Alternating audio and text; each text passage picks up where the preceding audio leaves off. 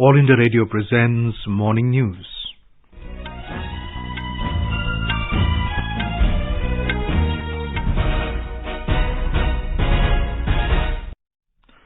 Good morning. I am Abhishek Mukherjees. With me is Subhadra Ramachandran. The headlines.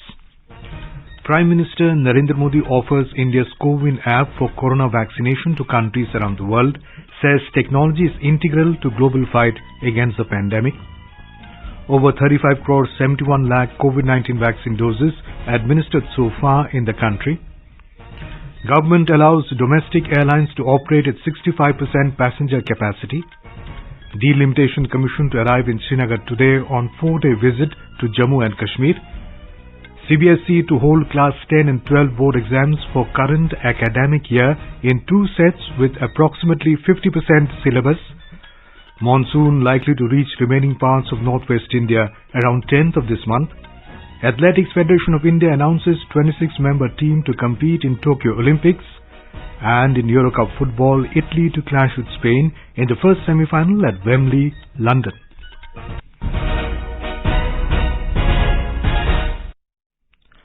As the nationwide free COVID-19 vaccination campaign at government facilities for those above 18 years is going on, we advise our young listeners to get vaccinated and also to help others to get vaccinated. We also advise the listeners not to lower their guard as COVID-19 remains a threat to our health. Please stay at home unless it is essential to go out and continue to follow these 3 simple steps.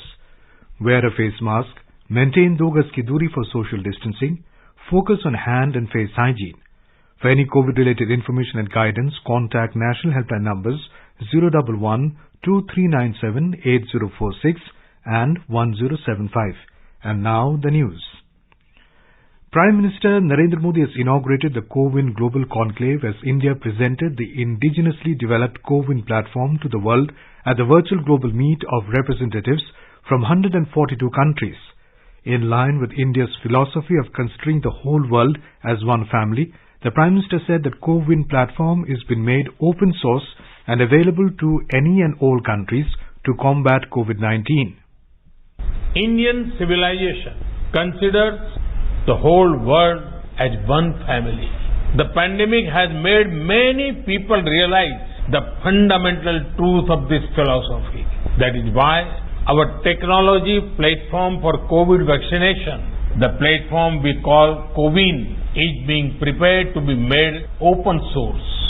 Soon, it will be available in any and all countries.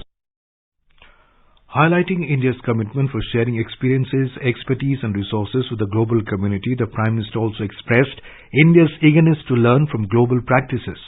Mr. Modi stressed on the importance of technology in the fight against pandemic. The Prime Minister said that given the importance of vaccination, India decided to adopt a completely digital approach while planning its vaccination strategy. Right from the beginning, we in India decided to adopt a completely digital approach while planning our vaccination strategy. In today's globalized world, if the post-pandemic world has to return to normalcy, such a digital approach is essential. After all, people must be able to prove that they have been vaccinated. Such proof must be safe, secure and trustworthy. Digital approach also helps in tracking the usage of vaccination and minimizes the wastage. The Prime Minister informed that through CoWIN, India has administered 350 million doses of COVID vaccines, including 9 million people in one day a few days ago. India's cumulative COVID vaccination coverage has exceeded 35 crore 71 lakh mark. The new phase of universalization of COVID-19 vaccination commenced from the 21st of June and more than 41.34 lakh vaccine doses were administered yesterday. Union Health Ministry in a statement said that over 18 lakh 30,000 vaccine doses were administered as first dose and more than 1 lakh 40,000 vaccine doses given a second dose in the age group of 18 to 44 years yesterday. More than 42,000 patients recovered in the last 24 hours. Till now, more than 2 crore 97 lakh people have recovered from COVID-19. Daily recoveries continue to outnumber the daily new cases for the 53rd consecutive day. Over 39,000 new cases were reported in the last 24 hours. India's active caseload has declined to 4,82,071. Active cases constitute 1.58% of total cases. 723 deaths have been reported in the last 24 hours. The centre has provided over 36 crore 97 lakhs COVID vaccine doses to states and UTs so far. More than 2 crore 1 lakh balance and unutilized vaccine doses are still available with them. The Union Health Ministry said the government is committed to accelerate the pace and expanding the scope of COVID-19 vaccination throughout the country. Minister of Civil Aviation has increased the capacity of domestic civil aviation operations from existing capacity of 50% to 65%. The ministry took the decision in this regard after reviewing the current status of the scheduled domestic operations as per the increasing passengers' demand for domestic air travel. The ministry in a tweet said that the order issued in this regard will be applicable up to 31st of this month or until further orders, whichever is earlier. The airlines have been operating only 50% of their pre-COVID domestic flights since 1st of June 2021 in accordance with the order of the ministry issued on 28 May. Before it, the cap was at 80%. Karnataka Samarthanam Trust to launch vaccination awareness campaign for the people with disability. Samarthanam Trust for the Disabled that works for the empowerment of persons with disabilities and the underserved through its diverse initiatives will launch COVID vaccination awareness campaign in Bengaluru today. The campaign aims at creating awareness and clear misconception about the vaccine among the people with disability. More from a correspondent.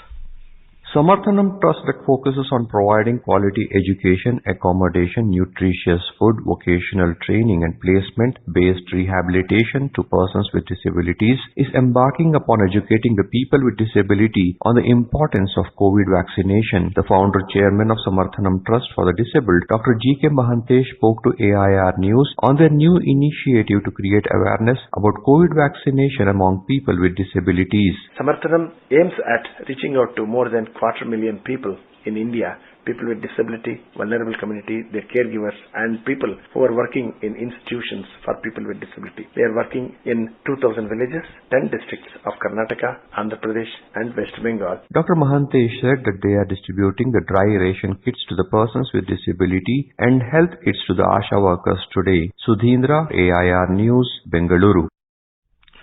In Chhattisgarh, the situation of COVID infection is improving steadily. The average positivity rate in the state has come down to below 1%. Meanwhile, the two-member high-level central team reached Chhattisgarh. More from a Raipur correspondent.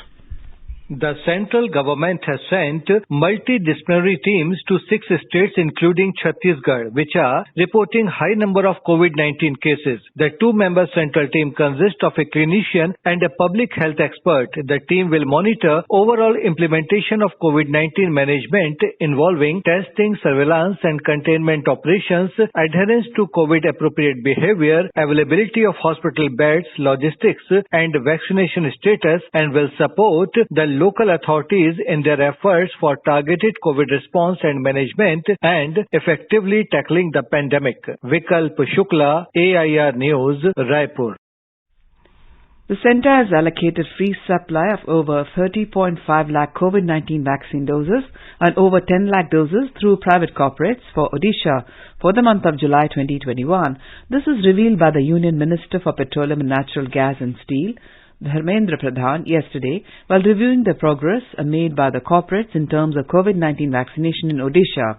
We have more from our Bhubaneswar correspondent.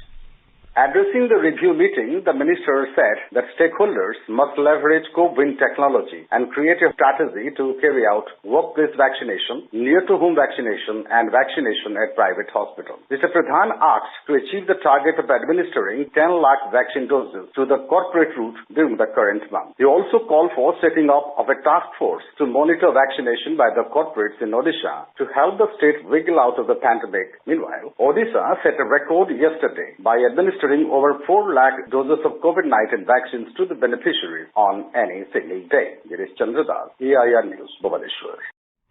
The Delimitation Commission will arrive in Srinagar today on a 4-day visit to Jammu and Kashmir.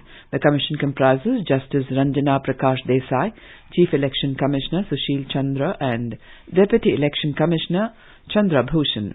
Upon their arrival in Srinagar, they will meet leaders of national and regional political parties of Jammu and Kashmir. The purpose of this interaction will be to gather first-hand information about the conduct of the delimitation exercise to carve out new constituencies in the Union Territory.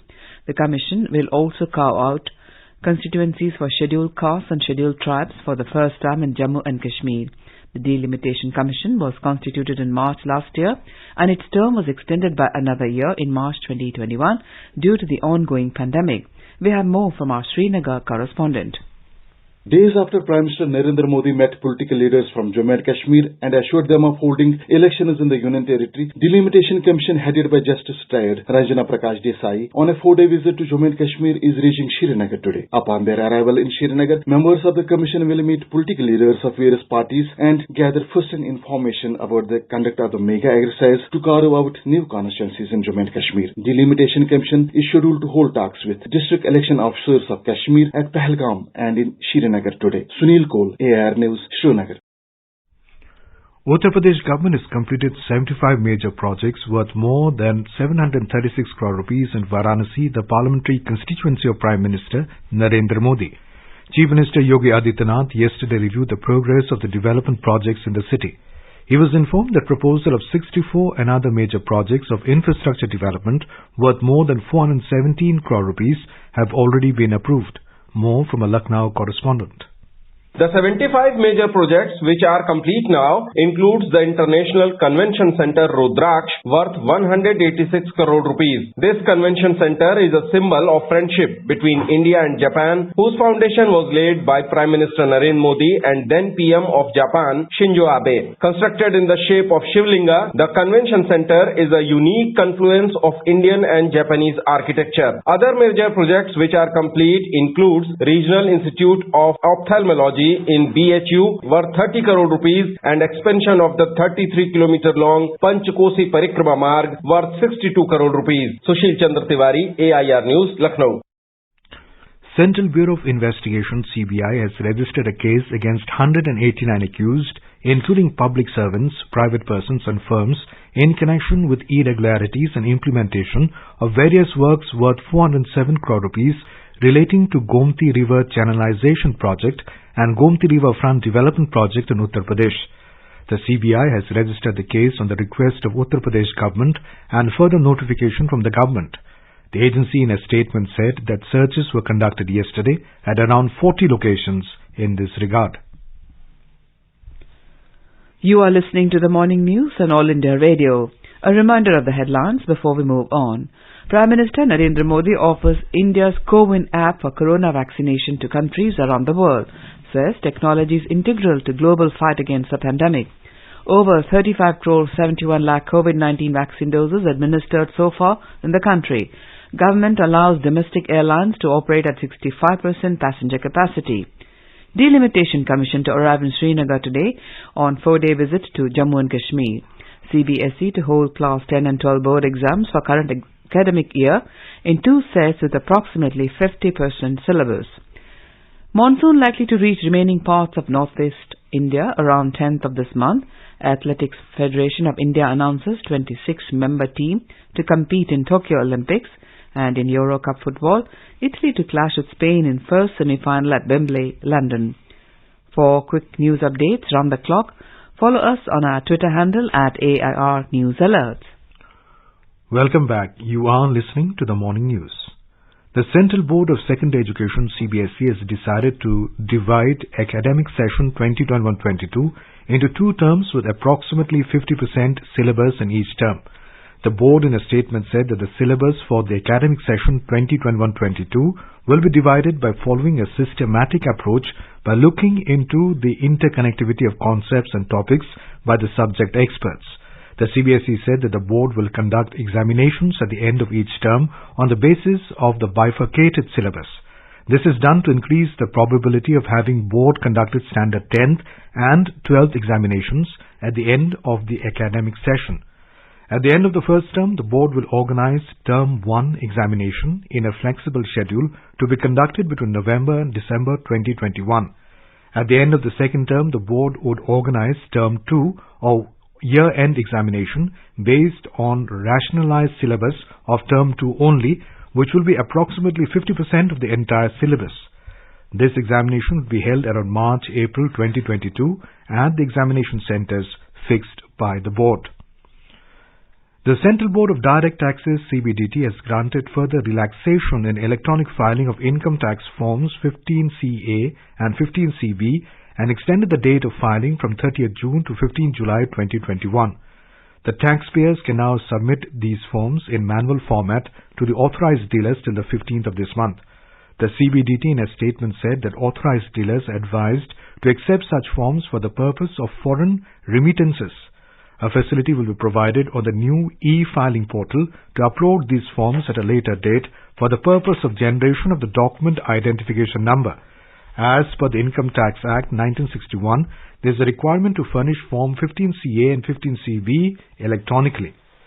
Ministry of Railways has said that the 7th and the last phase of railway recruitment exams for various non-technical popular categories, NTPC graduate and undergraduate posts will commence from the 23rd of this month. It said the computer-based test CBT for remaining 2.78 lakh candidates which got impacted on account of the second wave of COVID-19 has now been scheduled on the 23rd, 24th, 26th and 31st of July. With this first stage, computer-based test will get completed for all the candidates. Union government has decided to give more powers to the tribal communities in managing their forest resources.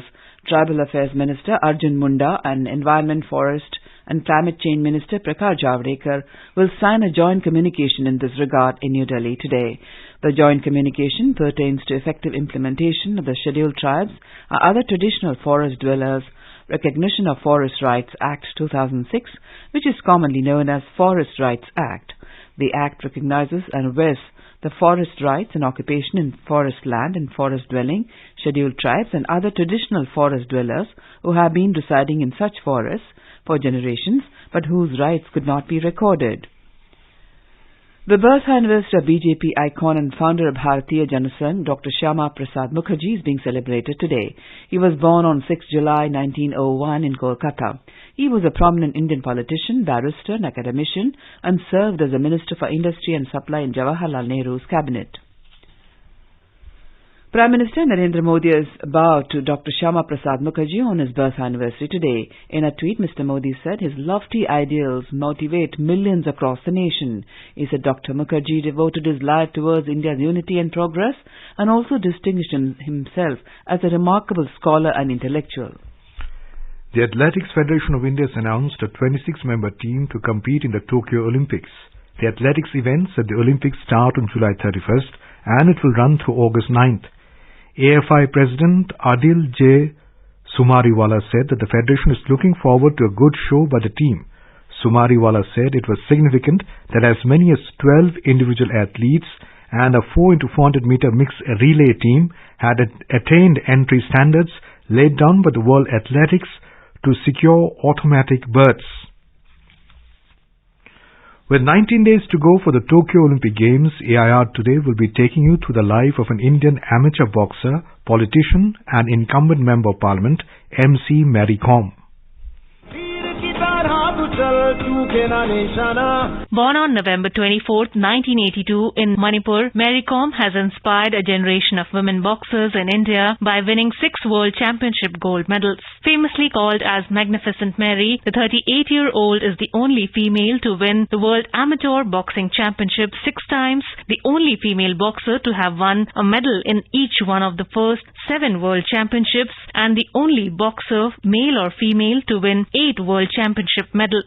She gained a bronze at the 2012 London Games in the flyweight 51 kg category. She became the first Indian female boxer to win gold medal in the Asian Games in 2014 at Incheon, South Korea, and is the first Indian female boxer to win gold at the 2018 Commonwealth Games. Mary Koms is also the only boxer to become Asian amateur boxing champion for a record 6 times. On On 25th April 2016, the President of India nominated Mary Koms as a member of the Rajya Sabha. She was awarded the Padma Vibhushan, country's second highest civilian award in 2020. The Tokyo Games can be the legend's final Olympics hurrah, and she can be aiming to bid adieu by achieving that elusive Olympic gold.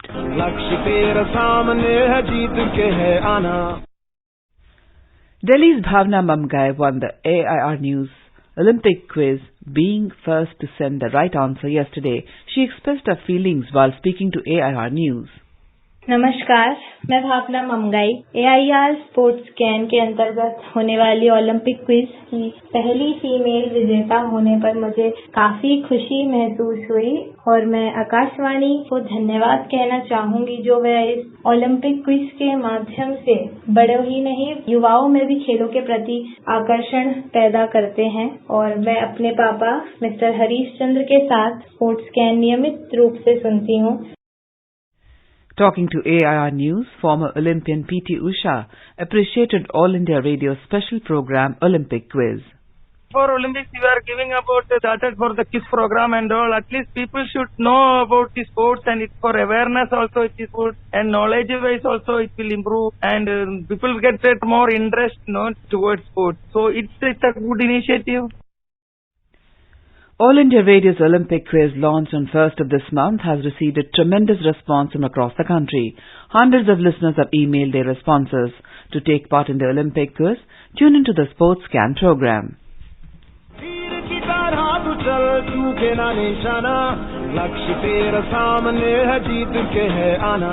In the run-up to the Tokyo Olympics, the News Services Division of All India Radio in its Sports Scan program is broadcasting every day Olympics quiz with AIR News. Olympics quiz Akashvani Samachar ke saath in Hindi. Every day a question related to Olympics will be asked at the beginning and closing of the program. To participate in this program, listeners can send the replies by email on airsportscan@gmail.com. The first correct answer received through email will be adjudged the winner of the quiz. The name of the winner will be announced in Sports Scan program the next day. It will also be flashed on AIR Twitter handle @AIR News Alerts. The Sports Authority of India will provide India team jersey to the winner.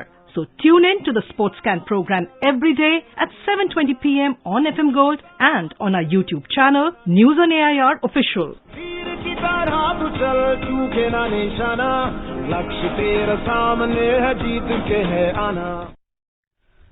In Eurocup football, Italy will clash with Spain in the first semi-final at Wembley today, while England will take on Denmark in the second semi-finals tomorrow.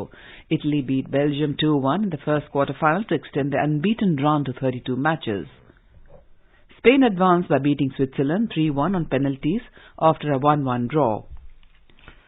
In tennis, top seed Novak Djokovic defeated Chile's Christian Garin 6-2, 6-4, 6-2 in London yesterday to enter the quarterfinals of the men's singles of Wimbledon Championships for the 12th time, the third most after Roger Federer and former American tennis star Jimmy Connors. In another clash, 8-time Wimbledon champion Roger Federer beat Lorenzo Sonego in straight sets 7-5, 6-4, 6-2 and advanced to the men's singles quarterfinals. Southwest monsoon will reach Delhi around July 10th this year, making it the most delayed in the last 15 years.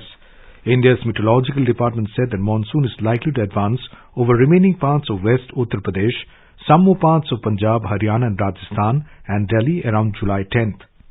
As per the latest meteorological condition, southwest monsoon likely to cover Delhi, more parts of Punjab, Haryana and Rajasthan by 10th July, and the present temperature is 40 degree around over national capital Delhi and also parts of Punjab, Haryana and Rajasthan. Some 40-41 degrees there. But during next 2 to 3 days, some rise of the temperature will be there and maybe heat wave likely over North Rajasthan and South Punjab. And by 8th July, because of the easterly wind, the temperature will start falling and monsoon likely to cover by 10th July over these areas. In Bihar, 21 people died in flood-related incidents. Many people died due to drowning. 9 others died due to lightning. 4 casualties reported from Siwan, followed by 2 in Rohtash. Meanwhile, Railways has cancelled 6 special trains and diverted routes of 12 others as floodwaters touched Buri Gandak rail bridge between Sugoli and Majhulia. Stations on Muzaffarpur, Panyahwa section of Samastipur division under East Central Railway. A mild tremor felt last night in Delhi NCR region after a 3.7 magnitude earthquake hit neighbouring Haryana. According to National Centre for Seismology, the epicenter was in Jhajjar district. The earthquake hit at around 10:36 p.m. Now let us take a look at the weather forecast for the day. Jammu will have mainly clear sky becoming partly cloudy towards evening. Srinagar will witness partly cloudy sky with possibility of rain. Leh will have partly cloudy sky. Gilgit will have generally cloudy sky with possibility of rain or thunderstorm. Muzaffarabad will have partly cloudy sky with possibility of rain or thunderstorm. The minimum temperature is 19 degrees Celsius and maximum will be around 36 degrees. Dehradun will see partly cloudy sky with possibility of development of thunder and lightning. Chandigarh will have partly cloudy sky. The national capital Delhi may witness partly cloudy sky with possibility of development of thunder or lightning. Mumbai will have generally cloudy sky with light rain. In Chennai, may have rain or thunder showers towards evening. The temperature will vary between 26 and 36 degrees Celsius. Kolkata will have partly cloudy sky with possibility of 1 or 2 spells of rain. Itanagar will have generally cloudy sky with moderate rain. Kohima will have generally cloudy sky with moderate rain. Imphal will have generally cloudy sky with few spells of rain or thunder showers. The minimum temperature is 22 degrees Celsius and the maximum will be around 30 degrees. Agartala will have generally cloudy sky with 1 or 2 spells of rain or thunder showers. Aizawl will have generally cloudy sky with moderate rain. Shillong will have generally cloudy sky with moderate rain. Gangtok will have generally cloudy sky with few spells of rain, and Guwahati will have generally cloudy sky with moderate rain. And now an overview of today's newspapers. Third wave of corona from August, peak in September, reports a Pioneer quoting SBI research. Business Standard quotes Prime Minister Narendra Modi as saying, India to open up COVID for the world. CBSE to hold 2021-22 board exams in 2 sets, informs Hindustan Times. Ex-President Dr Mukherjees' son, Abhijit, joins TMC, notes the Asian age. Cabinet reshuffled this week, eye on coming polls, COVID control, states the Indian Express. The RBI has allowed banks to offer the lower of either the savings deposit rate or fixed deposit rate on matured fixed deposits in a bid to discourage businesses from using a bank for treasury management, reports the Times of India. Punjab beats Madhya Pradesh in wheat procurement, notes the Tribune. And finally, Mary Kom and Pete Singh to be India's flag bearers at Tokyo Games opening ceremony, informs the Statesman. And now, before we end the bulletin, the headlines once again. Prime Minister Narendra Modi offers India's CoWIN app for corona vaccination to countries around the world. Says technology is integral to global fight against the pandemic. Over 35 crore 71 lakh COVID-19 vaccine doses administered so far in the country. Government allows domestic airlines to operate at 65% passenger capacity. Delimitation Commission to arrive in Srinagar today on a 4-day visit to Jammu and Kashmir. CBSE to hold Class 10 and 12 board exams for current academic year in 2 sets with approximately 50% syllabus. Monsoon likely to reach remaining parts of northwest India around 10th of this month. Athletics Federation of India announces 26-member team to compete in Tokyo Olympics. And in Euro Cup football, Italy to clash with Spain in the first semi-final at Wembley, London. For details of these stories and more, log on to our website www.newsonair.com and News on AIR app. And with that, we end the morning news. Have a nice day.